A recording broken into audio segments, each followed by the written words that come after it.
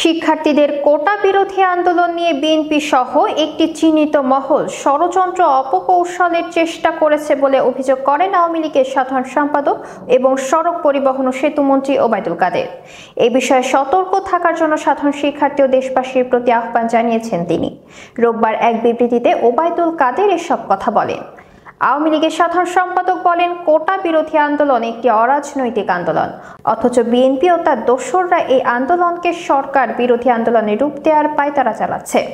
কোটা বিরোধী আন্দোলন শুরু হওয়ার পর থেকে বিএনপি নেতৃবৃন্দ বক্তৃতা বিবৃতির মাধ্যমে উস্কানি দিচ্ছে।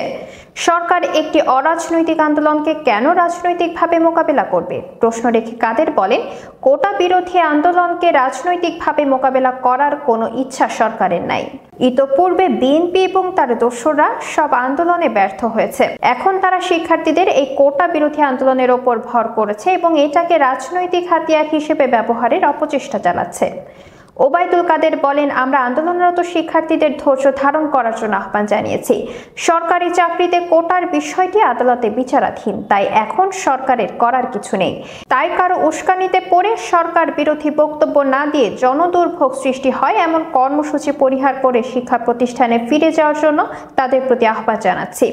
চূড়ান্ত শুনানিতে আদালত সব পক্ষের বক্তব্য এবং যুক্তিতর্ক আমলে নিয়ে চূড়ান্ত রায় দেবেন। আশা করি অচিরেই এই বিষয়ের সমাধান হবে। তিনি আরো বলেন, দেশের মানুষের যৌক্তিক দাবির প্রতি আওয়ামী লীগ সর্বদা আন্তরিক। কোনো যৌক্তিক দাবি কখনো আওয়ামী লীগের কাছে উপেক্ষিত হয়নি। বাংলাদেশ আওয়ামী লীগ সবসময় জনগণের আশা আকাঙ্ক্ষাকে ধারণ করে একটি জনকল্যাণকর, উন্নত, সমৃদ্ধ রাষ্ট্র বিনির্মাণে কাজ করে যাচ্ছে।